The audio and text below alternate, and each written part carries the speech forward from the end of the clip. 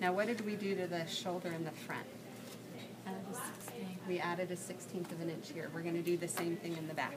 So while it's still folded, while it's still taped, I'm going to add a 1/16. Okay. How much seam allowance should I add?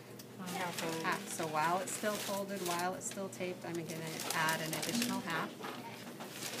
While it's still folded, while it's still taped, I'm going to cut it off.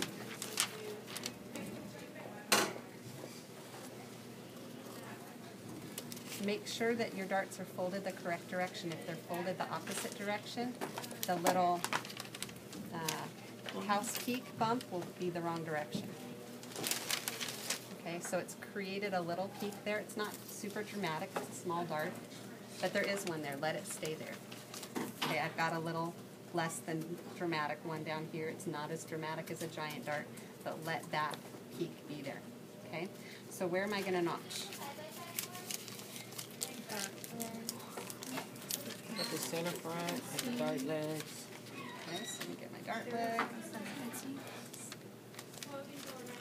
So dart legs, center back. Yes, center back, I mean. Okay.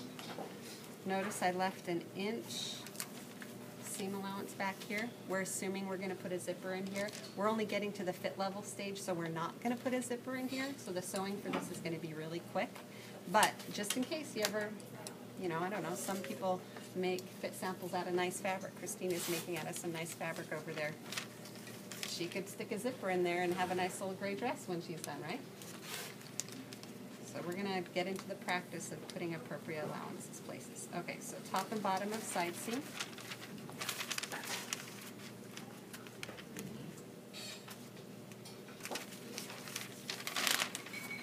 Ends of shoulder seam. On the new seam line, not the old one, the new one that includes the 1/16 of an inch.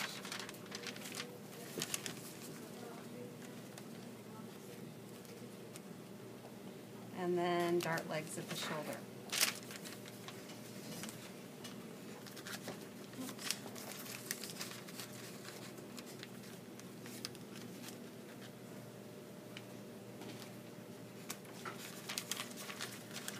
Now these, again, make sure you notch fully, so it's the full length that the notcher is going to allow when you have a 1/2 inch allowance there. I am going to notch at the top here, even though nothing's getting sewn here necessarily, but I am going to notch at the top of my center back seam. That's going to help me out with my zipper placement. If I did put a zipper in here, it would allow me to line up my teeth to this notch. But again, this is a small little 1/4 inch allowance, so I want to make sure that I only do a short little notch there. Okay? How am I going to mark my darts? 1/2 inch. 1/2 inch inside along that center fold line. So I find it helpful to draw in that center fold line. I have a fold line there, but it's nice to have. Okay, so 1/2 inch below there, 1/2 inch below there. I'm going to use an awl. I'm going to poke a hole all the way through. Poke a hole all the way through. I'm going to circle it in red. Okay.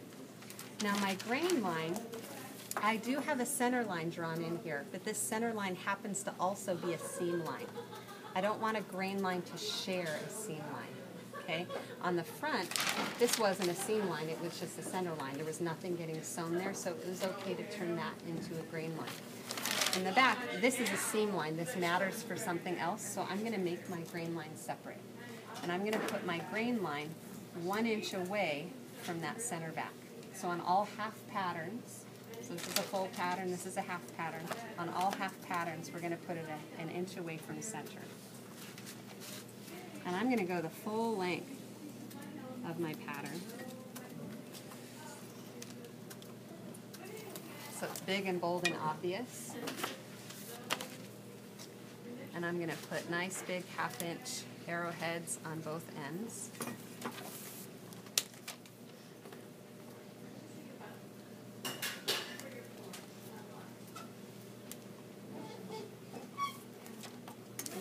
So here's my grain line, but my center back is labeled with the CB, the center back, okay?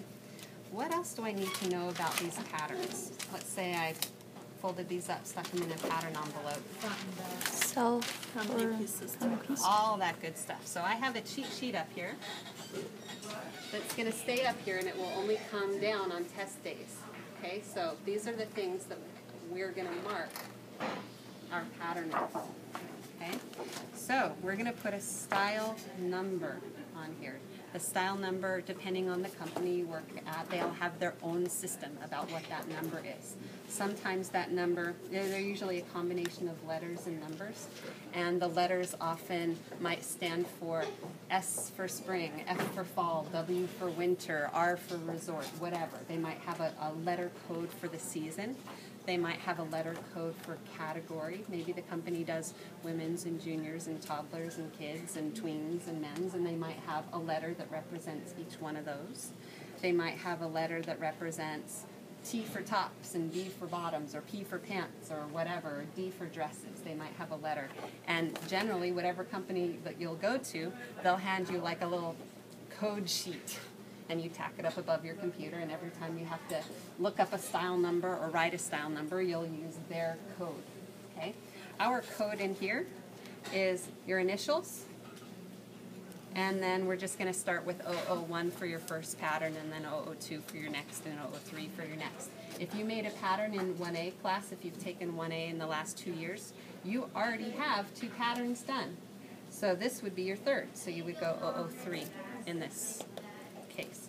If you haven't done any patterns yet, start with 001, okay? And we're going to build from there, and you're going to have 4 or so patterns when you're done with this class. But when you're done with this class, you'll go to the next class, and then you can build from there, 5, 6, 7, 8, that kind of thing. So we're going to put a style number. We also need a style name. What is this thing called that we're making? What is it called? We're making a basic block. This is our basic pattern. So we're going to be calling the whole thing basic block. There are 5 parts to this basic block, but the whole thing is called basic block. Okay, so if I were to start my label right now, I'm going to use my initials, but I don't want to see my initials on your work. I get that all the time. So I'm going to put my initials, and I'm going to pretend that this is my third pattern here. Okay, nice, big, clean, bold letters. Okay, and this is called the basic block. And I'm making sure that I'm writing it in an area that's not complicated with all sorts of dark stuff. So find a big blank area, write it right side up, not sideways or upside down. Okay, so all of the pieces, every single one of them will have these same 2 things. So this is going to have the same style number.